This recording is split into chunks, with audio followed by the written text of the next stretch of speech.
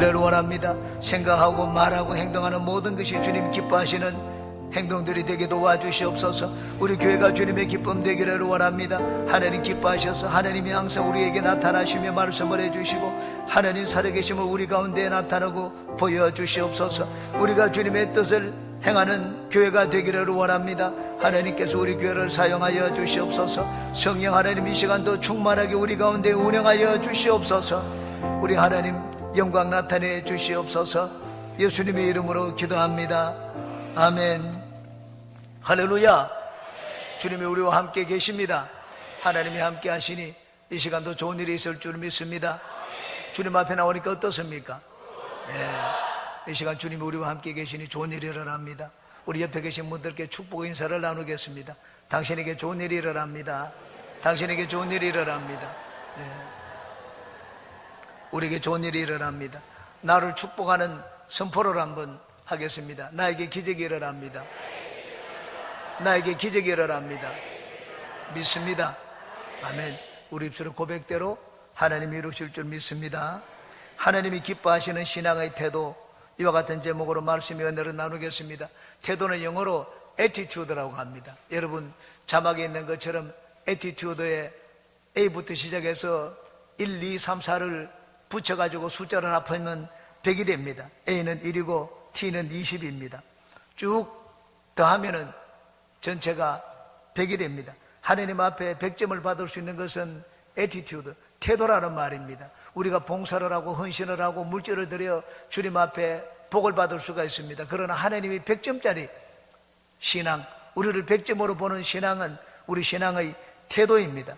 우리가 하나님 앞에 올바른 태도를 가지게 되면 칭찬받고 상급을 받을 수가 있습니다. 하나님께 칭찬받고 상급을 받는 100점짜리 신앙의 태도는 어떤 것입니까? 세 가지를 말씀드리겠습니다. 첫 번째, 긍정적인 태도입니다. 한번 따라해 주시기 바랍니다. 긍정적인 태도. 하나님이 기뻐하시는 태도는 모든 것을 긍정적으로 바라보는 태도입니다. 하나님은 좋으신 분이시니 하나님은 모든 것을 좋게 만드십니다. 그러므로 우리는 모든 것을 긍정적으로 바라볼 줄 알아야 됩니다. 하나님이 천지를 지으시고 만드신 것을 보시고는 좋았더라고 했습니다. 그리고는 사람을 만들고 모든 것을 다 만들고 난 다음에 하나님 보시기에 심히 좋았다라고 말씀을 하셨습니다. 좋으신 하나님은 모든 것을 좋게 만드십니다. 로마서 8장입니다. 우리가 알거니와 하나님을 사랑하는 자 곧 그의 뜻대로 부르심을 입은 자들에게는 모든 것이 합력하여 선을 이루느니라고 말씀을 하셨습니다. 좋으신 하나님을 믿으니 우리는 실패하고 실수한 것도 긍정적으로 바라볼 수가 있습니다. 에디슨은 참 이 역사상 어느 누구보다도 실패를 많이 경험한 자입니다. 에디슨은 천재이기 때문에 많은 발명품을 만들어낸 것이 아니었습니다. 에디슨은 누구보다도 실패를 많이 했습니다. 전구 필라멘트를 발명할 때는 무려 3,000번이나 실패를 했습니다. 그런데 에디슨은 절망하지 않았습니다. 우리가 실패를 많이 했기 때문에 안 되는 방법을 많이 알았다. 이제 남은 것은 되는 길밖에 없다고 했습니다. 실패를 하면 할수록 에디슨은 더 긍정적이 되었습니다. 하나님을 믿으니 절대 희망적인 생각을 가졌습니다. 하나님은 죽은 자를 살리시며 없는 것을 있는 것처럼 부르시는 분입니다. 아브라함의 아내 사라의 월경이 끊어졌습니다. 아브라함의 남성도 죽었습니다. 나이가 99세가 되어서 이제는 자녀를 가지고 소망이 없게 되었습니다. 그런데 하나님은 그때 나타나셔서 아브라함과 사라에게 자녀를 주시겠다고 말씀을 하셨습니다. 무에서 유를 창조하시는 하나님을 믿으니, 죽은 자를 살리시고 없는 것을 있는 것처럼 부르시는 하나님을 믿으니 아브라함은 낙담하지 않았습니다. 하나님 말씀을 확신했습니다. 흔들리지 않는 믿음을 갖게 되었습니다. 내가 약하고 못 배우고 가진 것이 없는 것이 오히려 복이 될 수가 있습니다. 왜냐하면 하나님은 약한 자를 강하게 만드시는 분이기 때문입니다. 바울 사도는 육체의 질병이 있었습니다. 복음을 전하는데 힘이 될 뿐만 아니라 병 고치는 하나님을 전하는데도 장애가 된다고 생각을 했습니다. 하나님 앞에 이 육체의 가시를 제하여 달라고 3번이나 기도했습니다. 하나님이 육체의 가시를 제하여 주지 않았습니다. 그리고는 이렇게 말씀을 했습니다. 고린도후서 12장입니다. 나에게 이르시기를 내 은혜가 네게 족하도다. 이는 내 능력이 약한 데서 온전하여 짐이라 하신지라. 그러므로 도리어 크게 기뻐함으로 내가 나의 여러 약한 것들에 대하여 자랑하리니 이는 그리스도의 능력이 내게 머물게 하려 함이라. 그러므로 내가 그리스도를 위하여 약한 것들과 능력과 궁핍과 박해와 공고를 기뻐하노니 이는 내가 약한 그때에 강함이라. 하나님은 약한 자에게 은혜를 베푸시고 강하게 만들어주시는 분입니다. 좋으신 하나님, 합력하여 선을 이루시는 하나님, 무에서 유를 창조하시는 하나님을 믿으니 우리는 모든 것을 긍정적으로 바라볼 수가 있습니다. 하나님이 기뻐하시는 신앙의 태도는 긍정적인 믿음입니다. 예수님이 말씀을 하셨습니다. 할 수 있거든요. 무슨 말이냐? 믿는 자에게는 능히 하지 못할 일이 없다고 말씀을 하셨습니다. 여기 16절 말씀을 보시기 바랍니다. 예수께서 이르시되 갈 것 없다, 너희가 먹을 것을 주라고 했습니다. 제자들은 걱정이 태산 같았습니다. 이들을 빨리 흩어가지고 각자의 문제를 각자가 해결해 하도록 해야지, 그렇지 않으면 난리가 날 것이라고 생각을 했습니다. 그러나 예수님은 그럴 필요가 없다, 너희가 먹을 것을 줄 수 있다고 했습니다. 제자들이 예수님 앞에 먹을 걸 가져왔습니다. 주님, 우리가 있는 것은 이 떡 5개, 물고기 2마리밖에 없습니다. 예수님이 그것을 가져오라고 했습니다. 예수님이 그것을 가지고 하늘을 우러러 감사하고 기도하니 참 예수님은 그 많은 무리들을 먹일 수가 있게 되었습니다. 예수님은 한 번도 부정적인 말이나 전망적인 말을 하신 적이 없습니다. 하나님을 믿으니 모든 것을 긍정적으로 바라보고 생각하고 말하는 우리 모두가 되시기 바랍니다. 우리가 긍정적인 태도를 갖고 신앙생활을 하기 위해서는 좋으신 하나님을 믿을 뿐만 아니라 미래를 바라보아야 됩니다. 멀리 볼 줄 알아야 됩니다. 현재 눈에 보이는 것만 가지고 판단해서는 안 됩니다. 하나님은 미래의 계획을 가지고 우리 인생을 이끄십니다. 여러분, 우리 인간이 하는 행동 중에 계획 없이 하는 행동이 있습니까? 공부하는 것도 미래 계획을 보고 공부를 합니다.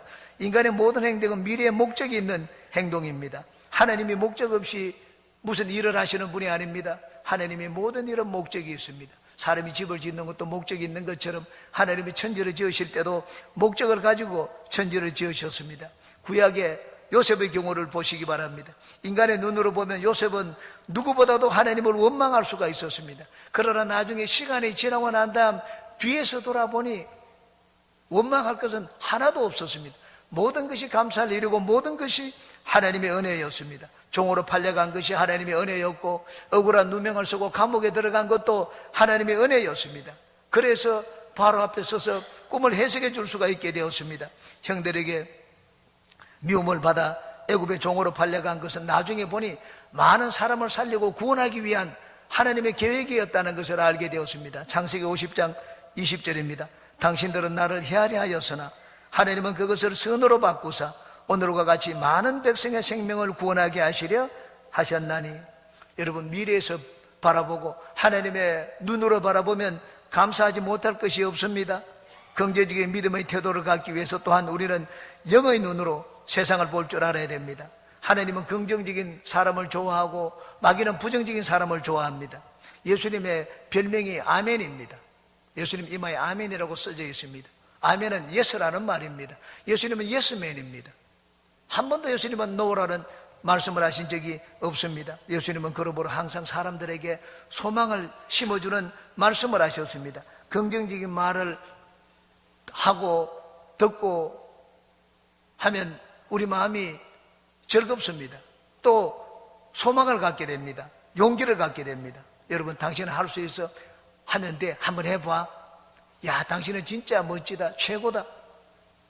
당신은 이제 새롭게 인생을 사는구나. 60이 청춘이라고 하니까 이제 당신은 제2의 인생을 산다. 여러분, 그런 말을 주고 들어보십시오. 마음에 소망이 생기고 용기가 나고 힘을 갖게 됩니다. 그러나 부정적인 말은 사람을 불안하게 만듭니다. 힘을 뺍니다. 약하게 만듭니다. 살리지를 못하고 죽이게 만듭니다. 교회에서 부정적인 말이 많으면 사람들이 서로 의견이 갈라지고 나누어지게 됩니다. 다투게 됩니다. 분쟁이 생기게 됩니다.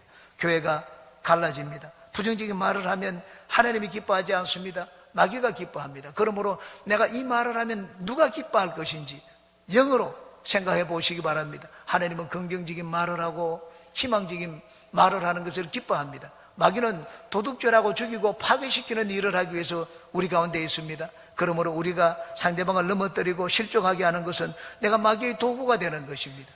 그럼 영으로 항상 판단해서 내가 이 말을 하는 것 하나님의 도구가 되는지, 하나님이 기뻐하시는지, 아니면 마귀가 기뻐하는 것인지 생각을 해봐야 됩니다. 저는 우리 성도 가운데 한 분이 시험에 들어서 우리 교회를 떠나겠다고 말을 하는 것을 들었습니다. 제가 그분에게 상담을 하고 위로의 말씀을 들려주었습니다.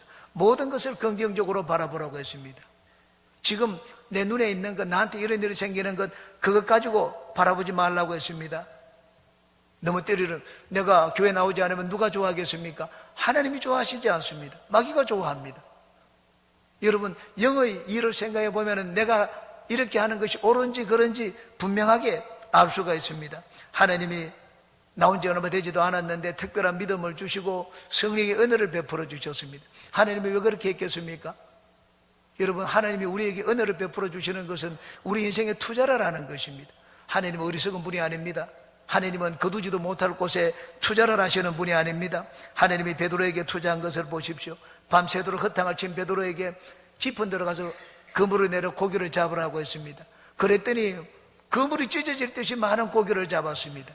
그런데 어떻게 했습니까? 베드로는 자기의 삶을 예수님께 바쳤습니다. 예수님은 그물 고기 한번 잡게 하시고 베드로의 인생을 낚은 것입니다. 이 얼마나 남는 투자입니까? 예수님은 결코 헛되이 투자하시는 분이 아닙니다. 하나님이 당신에게 나온 지 얼마 되지도 않았는데 그런 큰 은혜를 베푼 것, 하나님이 투자한 것이라고 했습니다. 하나님이 쓸데없이 투자하겠습니까? 하나님이 거두기 위해서, 귀하게 쓰시기 위해서 투자를 했는데 하나님의 계획을 보고 누가 기뻐하는지 그것을 생각해야지, 눈에 보이는 것으로 지금 현재 내 감정으로 판단해서는 안 된다는 말을 들려주었습니다. 특히 교회의 지도자들은 긍정적인 태도가 몸에 배어야 됩니다. 여러분, 생각이 긍정적이고 입술에서 나오는 말이 항상 긍정적이어야 됩니다. 저는 교회 직분을 받고 참 큰일을 하고 있는데도 입술에서 나오는 말이 부정적인 사람을 봅니다. 항상 습관이 되어야 됩니다. 누가 내게 말을 길더라도 내 입술에서는 항상 긍정적이고 소망을 주는 말이 나오고 다른 사람을 칭찬하고 그리고 잘 된다는 말을 하는 것이 나와야 됩니다. 몸이 배워야 됩니다. 여러분, 신앙은 습관이고 습관이 길러지면은 우리는 올바른 신앙 인격자가 될 수가 있습니다. 지도자가 되는 것, 재능이 있다고 지도자가 되는 것이 아닙니다. 음식 솜씨가 좋다고 해서 교회의 지도자가 되는 것이 아닙니다. 교회는 물건을 파는 곳이 아닙니다. 교회는 사람과 다루고 사람끼리 일을 하는 곳입니다. 그러므로 사람을 잘 다룰 줄 아는 자가 훌륭한 지도자입니다. 사람을 볼 때는 항상 부정적인 것보다 긍정적인 면을 볼 줄 알고, 우리 교회를 보더라도 항상 긍정적인 면을 볼 줄 아는 눈을 가진 자가 훌륭한 지도자입니다. 일을 하는 것도 마찬가지입니다. 안 되는 면을 바라보지 말고 항상 되는 쪽을 바라보아야 됩니다. 안 된다는 것은 아예 생각조차 하지 말아야 됩니다. 바로 그것이 지도자입니다. 여러분은 항상 주위 사람들을 볼 때 들어서 힘이 나고 용기가 생기며 소망을 주는 그런 말을 하시기 바랍니다. 바로 하나님이 들어서 기뻐하는 말을 하고 그런 생각을 하는 여러분 되시기를 주님의 이름으로 축원합니다. 두 번째입니다. 겸손해야 합니다. 또 한번 따라해 주시기 바랍니다. 겸손하자. 예. 두 번째 신앙의 태도, 하나님 기뻐하시는 태도는 겸손입니다. 어거스틴이 에게 그 제자가 물었습니다. 스승님, 기독교인의 인격 가운데 제일 중요한 것이 무엇입니까? 어거스틴이 즉석에서 대답을 했습니다. 첫째는 세 가지만 가르쳐 달라고 했습니다. 첫째는 겸손이라고 했습니다. 두 번째는 무엇입니까? 두 번째도 겸손이라고 했습니다. 셋째는요, 셋째도 겸손이라고 했습니다. 겸손하게 되면 사람들이 나를 따르고 존경합니다.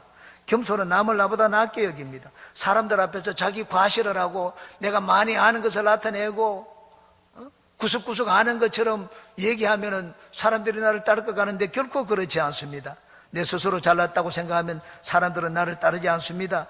잘났다는 생각을 사람들은 싫어합니다. 그러므로 사람들 앞에서는 자기 자랑을 하지 말아야 됩니다. 모세는 40살에 왕따가 되었습니다. 왜냐하면 자기가 잘났다고 생각했기 때문입니다. 이스라엘을 위해서 나만큼 위하는 자가 어디 있느냐? 애굽 병사들을 누가 대항하겠습니까? 그런데 모세는 몰래 애굽 병사를 쳐 죽였습니다. 이스라엘이 보는 앞에서 쳐 죽였습니다. 봐라, 너희들 가운데 지도자가 될 만한 사람은 나밖에 나보다 더한 자가 있느냐고 했습니다. 바로 공주의 아들이었습니다. 애굽에서 모든 좋은 교육을 다 받았습니다. 그리고 동족을 위하는데 서슴없었습니다. 주저하지 않았습니다. 자기는 왕자지만 모든 걸 버려놓고 나는 이스라엘 편에 설 수 있다, 그런 마음을 보였습니다.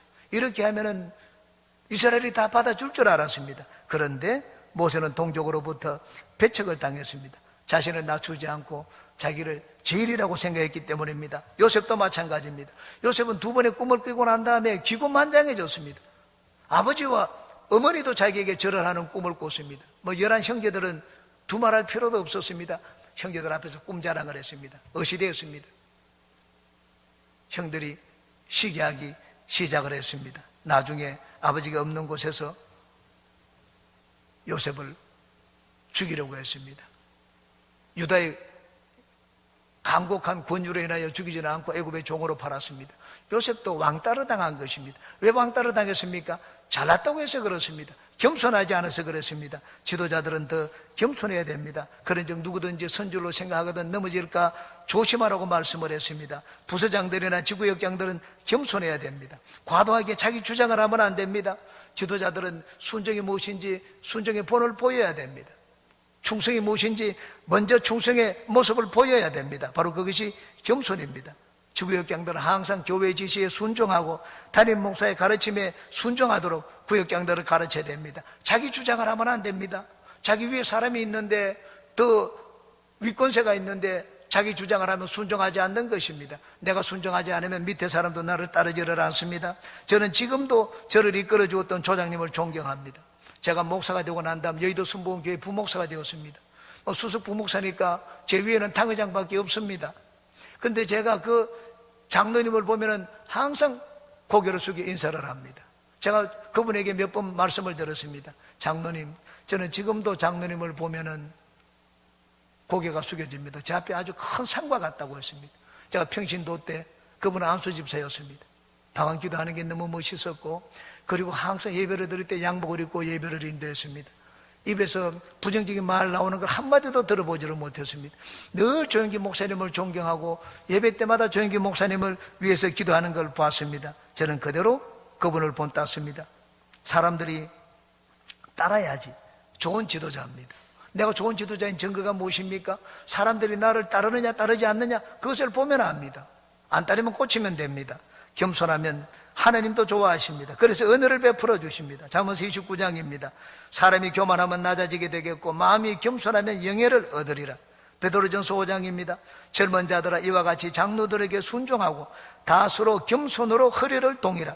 하나님은 교만한 자를 대적하시되 겸손한 자들에게는 은혜를 주시느니라. 어느 날 성프란체스코의 사랑하는 제자 한 사람이 꿈을 꿨습니다. 꿈에 보니까는 하늘에 올라갔는데 그 하늘에 천사의 인도를 받았습니다. 천사의 인도를 받아가지고 하나님이 계신 곳을 보게 되었습니다. 그런데 예수님 보조 우편에 보니까 너무 빛나는 자리가 있는데 거기는 아무도 앉지를 않고 있었습니다. 그 제자가 궁금해서 그 천사에게 물어보았습니다. 천사님, 저 자리는 누가 앉을 자리에 저렇게 비어 있습니까? 그랬더니 천사가 대답을 했습니다. 저 자리는 참 이 겸손한 프란체스코가 앉을 자리라고 했습니다. 그 말을 듣고는 깜짝 놀랐습니다. 그리고는 꿈을 깼습니다. 자기가 생각하니까는 우리 스승이 그렇게 겸손해 보이지를 않는데 어떻게 하나님이 그렇게 겸손하다고 말씀을 하실까? 기회를 찾았습니다. 나중에 둘만 있을 때 이 제자가 프란체스코에게 물어보았습니다. 스승님은 당신을 어떤 분이라고 생각을 합니까? 나는 악한 자죠. 자기를 악하다고 말을 했습니다. 그러자 이 제자가 스승에게 물었습니다. 아니 살인자도 있고 도둑도 있고 악한 자들이 많은데 스승님이 악하다고 말하려면 그건 위선이 아닙니까?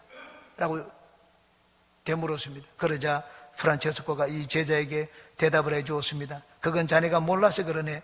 나는 원래 악한 사람이어서 지금도 악한 사람이야. 그리고 오늘 내가 이만큼이라도 되어 있다는 것은 오직 하나님의 은혜일세. 만약에 내가 하나님께로 받은 이 많은 은혜를 하나님께서 저 강도에게 베풀었다면 그 사람은 나보다 훨씬 더 선한 사람들이 되었을 거야 라고 말을 했습니다. 스스로 잘났다고 생각하지 않았습니다. 항상 하나님 앞에 자기의 죄의 성을 생각하고 겸손하게 무릎을 꿇었습니다. 하나님이 놀라운 은혜를 베풀어 주셨습니다. 짐승과 벌레와도 새들과도 대화를 하는 은혜를 베풀어 주셨습니다. 우리가 하나님께 은혜를 입기 위해서는 겸손해야 됩니다. 하나님은 교만한 자를 대적하고 겸손한 자에게 은혜를 베푸십니다. 중국 고사성어의 행백리자 반 90이란 말이 있습니다. 100리를 가고자 하는 자는 90리를 반으로 생각하라고 했습니다. 90리 그렇기 때문에 나는 90% 왔다 다 했다고 생각하지 말라고 했습니다. 100리를 가고자 하는 자는 90리 왔더라도 절반밖에 못했다고 생각하라. 그러면 100리를 갈 수 있다는 말입니다. 겸손하라는 말입니다. 큰 일을 이루었어도 다 했다고 생각하지 말라는 말입니다. 그러므로 우리는 스스로 대단하다고 생각을 해서는 안 됩니다. 그런 태도를 가지면 사람으로부터 배척을 당할 뿐만 아니라 하나님도 도와주시지 않습니다. 하나님은 겸손의 문을 통하여 우리에게 들어오시고 마귀는 교만의 문을 통하여 우리에게 들어옵니다. 어떤 청년이 영국의 신학자 퓰리츠에게 얘기를 했습니다. 어떻게 하면 내가 영국에서 제일 유력한 전도자가 될 수 있습니까? 그 퓰리츠가 그 학생에게 대답을 했습니다. 그대가 영국에서 제일 보잘것없는 자라고 생각할 수 있다면 하나님은 반드시 그들을 들어서 큰일을 시키실 것이네. 어떻게 하면 제일 위대한 자가 될 수가 있습니까? 보잘것없다고 생각하라고 했습니다. 모세는 40이 되어서 자기 스스로 대단하다고 생각했습니다. 하나님은 그를 쓰지 않았습니다. 80이 되었습니다. 하나님이 불렀을 때 나는 아닙니다. 하나님 사람을 잘못했겠습니다. 나는 아무것도 아닙니다. 하나님이 그 아무것도 아니라고 하는 모세를 사용하셔서 위대한 역사를 이루도록 만들어 주셨습니다. 그러므로 우리는 하나님 앞에 더욱더 겸손해야 됩니다. 우리 목소리가 큰 것은 겸손하지 않아서 그렇습니다. 남을 비판하고 뒤에서 험담하는 것은 겸손하지 않아서 그렇습니다. 내가 잘났다는 것입니다. 내가 더 옳다는 것입니다. 유대인들이 지은 죄로 성경에는 비판하고 정죄하는 죄라고 했습니다. 그리고 그 죄가 가장 무서운 죄라고 했습니다. 왜냐하면 비판하고 정죄하는 그 밑바닥에는 내가 더 옳다는 마음이 있기 때문입니다. 그건 교만입니다. 제일 죄 중에 무서운 죄가 교만입니다. 그 교만한 마음이 있기 때문에 남을 정죄하고 비판을 합니다. 성령께서 우리 눈을 열어서 나를 보게 하시면 우리는 하나님 앞에 부끄러워 몸둘 바를 모를 것입니다. 그러므로 항상 우리는 참 바울사도처럼 나는 죄인의 괴수다. 바울사도는 죄인의 괴수라는 생각을 가졌기 때문에 누구보다도 큰 은혜를 입게 되었습니다. 우리도 그런 생각을 갖고 하나님과 사람들 앞에서 항상 겸손해야 됩니다. 겸손하면 진리가 보입니다. 유대인 랍비가 어느 날 길을 가면서 제자에게 말을 했습니다. 진리는 길에 널려있는 이 돌멩이처럼 흔하다고 했습니다. 그 제자가 랍비에게 물었습니다. 아니 진리가 이렇게 흔하면 사람들은 왜 진리를 깨닫지 못합니까? 간단하네. 사람들이 허리를 굽히지 않기 때문에. 진리가 돌멩이처럼 흩어져 있는데 허리를 굽히면 다 돌멩이를 주울 수가 있습니다. 그런데 허리를 굽히지 않기 때문에 진리의 돌멩이를 줍지 못한다고 했습니다. 맞는 말입니다. 우리가 하나님의 은혜를 입고 진리를 깨닫기 위해서는 겸손해야 됩니다. 20세기 최고의 과학자로 꼽히는 자가 아인슈타인입니다. 하루는 제자들이 아인슈타인에게 질문을 했습니다. 당신의 그 참 놀라운 학문과 지성은 어디에서 나오는 것입니까? 아인슈타인이 컵에 있는 물 한 방울을 찍었습니다. 물 한 방울을 찍어가지고는 떨어뜨렸습니다. 이 한 방울의 물이 보이는가? 내가 아는 지식은 저 바다에 비유하면 이 한 방울의 물과 같다고 했습니다. 하나님의 지식과 지혜는 바다의 물과 같고 자기가 아는 지식은 한 방울의 물과 같다고 했습니다. 하나님이 그런 아인슈타인에게 상대성 원리를 보도록 만들어 주셨습니다. 상상할 수 없는 진리를 보게 해주셨습니다. 겸손한 자가 사물을 바라보고 바로 판단할 수 있습니다. 그러므로 여러분은 하나님과 사람 앞에서 항상 겸손한 태도를 가지시기 바랍니다. 사람들에게 존경을 받고 하나님께 은혜를 입고 올바른 것을 판단하는 지혜를 얻는 여러분들이 되시기를 주의 이름으로 축원합니다. 셋째, 모든 것을 감사하는 태도를 가져야 됩니다. 또 한번 따라해 주시기 바랍니다. 감사하는 태도를 갖죠. 하나님을 믿는 믿음의 표시가 감사입니다. 우리가 진정으로 하나님을 믿게 되면 감사하게 됩니다. 예수님을 믿는 사람과 믿지 않는 사람의 차이가 무엇입니까? 감사합니다. 예수님을 믿게 되면 이제는 감사를 배우게 됩니다. 예수님은 하나님을 절대적으로 신뢰했습니다.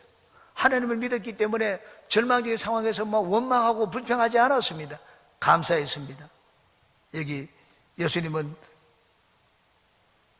보리떡 5개, 물고기 2마리 그걸 받아가지고 제일 먼저 한 일은 무엇입니까? 하늘을 우러러보고 감사의 기도를 드렸습니다. 축사는 감사의 기도를 드렸다는 말입니다.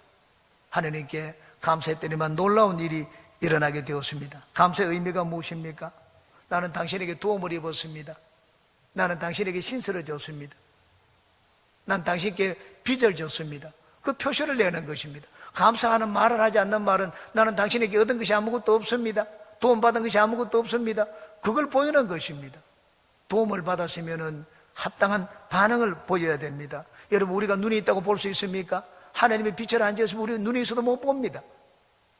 귀가 있으면 들을 수 있습니까? 공기를 만들어 놓았기 때문에 소리가 팽창 수축되어서 우리는 들을 수가 있습니다. 다리가 있으면 뛰어다닐 수가 있습니까? 흙이 단단하지 않으면 늪과 같으면 뛰어다니지를 못합니다. 하나님이 내가 보고 듣고 살 수 있도록 모든 것을 다 마련해 주었습니다. 예수님을 믿지 못할 때는 깨닫지 못하지만 하나님을 알게 되면 이제는 하나님께 합당한 감사를 드려야 됩니다. 하나님을 모르는 자, 불신자들의 죄를 성경은 이렇게 말씀을 합니다. 로마서 1장입니다.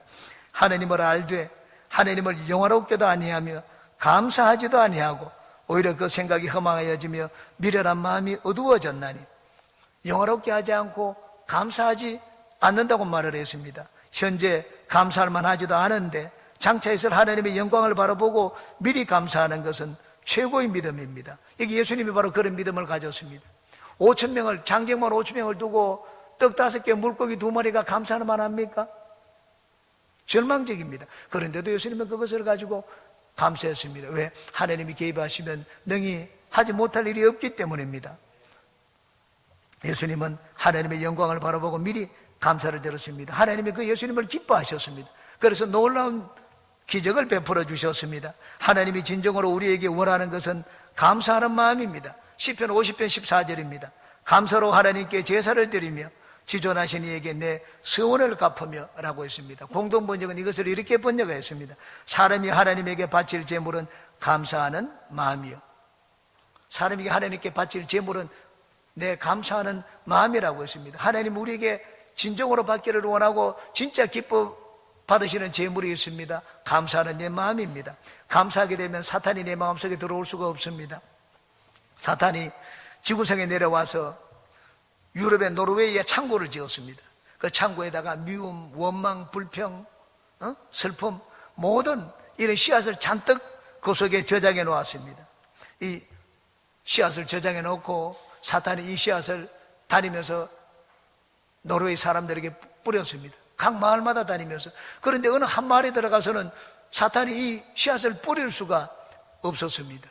왜냐하면 그들이 감사하기 때문이었습니다. 노르웨이 속담이 만들어졌습니다. 감사하는 마음에는 사탄이 씨를 뿌릴 수 없다. 노르웨이 속담입니다. 감사하는 마음에는 사탄이 씨를 뿌릴 수 없다고 했습니다. 여러분, 어떤 일을 당해도 내가 감사하게 되면 사탄이 틈타지 못합니다. 원망하고 불평하는 것은 사탄을 불러들이는 초대장과 같습니다.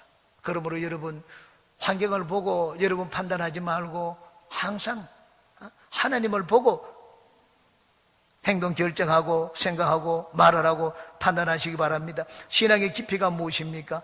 그것은 감사합니다. 지난주에 우리 직분자 세미나를 하면서 마지막 날 강의가 거룩이었습니다. 경건한 삶이었습니다. 우리 기독교인의 삶, 경건한 삶. 제가 아내에게 물어보았습니다. 여보, 경건이 어떤 것이냐? 저 사람이 경건하다, 거룩하다 이렇게 판단할 수 있는 이 것이 무엇이냐, 겉으로 드러나는 것이 무엇이냐고 제가 아내에게 물어보았습니다. 저희 아내가 주저하지 않고 감사라고 그러더라고요. 경건하다는 말은 하나님을 닮았다는 말입니다. 우리가 신앙이 깊어 하나님을 닮을 정도로 신앙 깊이가 있다는 증거가 무엇입니까? 바로 그것이 감사입니다. 감사할 줄 아는 자의 말로 신앙의 깊이가 있는 자입니다. 그 속에 하나님에 대한 믿음으로 가득 차 있는 자입니다. 하나님을 믿으면 감사로 받아들이지 못할 것이 없습니다. 좋으신 하나님을 믿으니 지금 당장 실패하고 실수해도 하나님이 좋게 만들어 주십니다. 모든 것을 알고 계시는 하나님을 믿으니 억울한 일을 당해도 감사할 수가 있습니다. 요셉은 억울한 누명을 썼습니다. 감옥에 갔습니다. 요셉은 원망하고 불평하지 않았습니다. 내가 예수님을 잘 믿는데 나에게 어떻게 이런 일이 생깁니까? 요셉은 그렇게 하지 않았습니다. 감옥에 들어가서도 더 하나님을 잘 믿고 의지했습니다. 감옥에 간 수가 놀랐습니다. 요셉에게 모든 것을 맡겼습니다. 높은 사람들 곁에서 시중을 들도록 했습니다. 그래서 왕의 가장 높은 신하인 술 맡은 관원장 곁에서 그 꿈을 해석해 주는 기회를 얻게 되었습니다.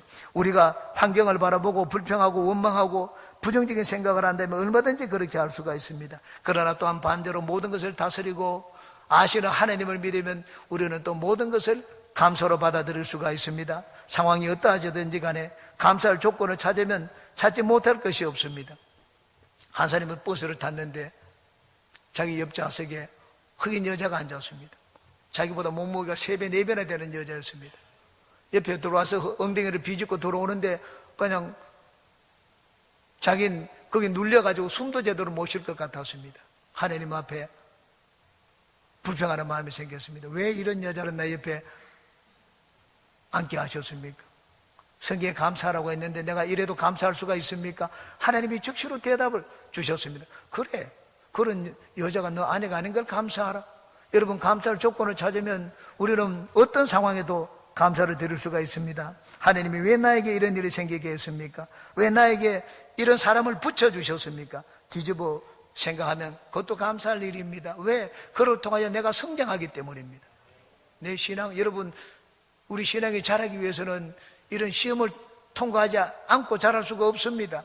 바로 그런 사람들을 통하여 내 신앙이 연단을 받고 그리고 자라게 됩니다. 성프란체스코의 기도입니다. 큰일을 이루기 위해 힘을 주십사 하나님께 기도했더니 겸손을 배우라고 연약함을 주셨다. 많은 일을 해낼 수 있는 건강을 구했는데 보다 가치 있는 일을 하라고 병을 주셨다. 행복해지고 싶어 부유함을 구했더니 지혜로워지라고 가난을 주셨다. 세상 사람들의 칭찬을 받고자 성공을 구했더니 뽐내지 말라고 실패를 주셨다. 삶을 누릴 수 있게 모든 걸 갖게 해달라고 기도했더니 모든 걸 누릴 수 있는 삶 그 자체를 선물로 주셨다. 구한 것 하나도 주시지 않았지만 내 소원 모두 들어주셨다. 하나님의 뜻을 따르지 못하는 삶이었지만 내 마음속에 진작에 표현 못한 기도는 모두 들어주셨다. 나는 가장 많은 축복을 받은 사람이다. 하나님이 내 삶을 다스리고 계시니 감사하지 못할 일이 없습니다. 지금 현재 내 머리와 내 지식과 내 지혜로 내 경험으로 이해되지 않을 뿐이지 하나님이 행하시는 모든 일은 감사하지 못할 일이 없습니다. 하나님과 사람들 앞에서 여러분 감사로 여러분 신앙의 깊이를 보이시기 바랍니다. 마지막입니다. 감사는 축복의 문입니다. 소련의 최고 지도자 후르시초프가 얘기를 했습니다. 미국이 세계에서 가장 잘 사는 나라가 된 것은 땡큐를 가장 많이 말하는 나라이기 때문입니다. 그들은 심지어 no라고 말할 때도 thank를 사용하여 no thanks라고 말을 합니다. 모든 것에 감사라는 말이 들어간다고 했습니다. 하나님은 언제나 감사하는 사람을 기뻐하시고 감사하는 사람에게 능력을 베풀어 주십니다. 여러분, 하나님 보시기에 100점짜리 신앙은 항상 긍정적인 태도를 갖고 모든 것을 감사하고 겸손으로 받아들이는 자입니다. 여러분이 눈으로 보는 모든 것을 긍정적으로 바라보시기 바랍니다. 어두운 것을 보지 말고 밝은 것을 바라보고 안 되는 것을 바라보지 말고 항상 되는 쪽을 생각하시기 바랍니다. 항상 겸손해서 하나님을 믿기 때문에 모든 것을 감사로 받아들이시기 바랍니다. 100점짜리 신앙의 태도를 가진 여러분 모두에게 하나님께서 높여주시고 사용하시는 은혜가 충만하시기를 주님의 이름으로 축원합니다. 기도하겠습니다. 좋으신 하나님, 하나님이 좋으시기 때문에 우리 인생 가운데 아버지 좋지 않고 감사하지 못할 일이 하나도 없습니다. 하나님, 마침내 하나님은 모든 것을 좋게 만드시는 분입니다. 이 땅에서는 고난을 당하고 죄를 짓고 병이 들고 죽지만 영원한 천국을 또 우리 가운데 예배해 놓으셨습니다. 우리 하나님을 생각하면 모든 것을 소망 가운데 받아들일 수가 있습니다. 이 좋으신 하나님을 믿으니 우리가 모든 것을 겸손하게 감사로 받아들이게 도와주시옵소서. 예수님의 이름으로 기도합니다. 아멘.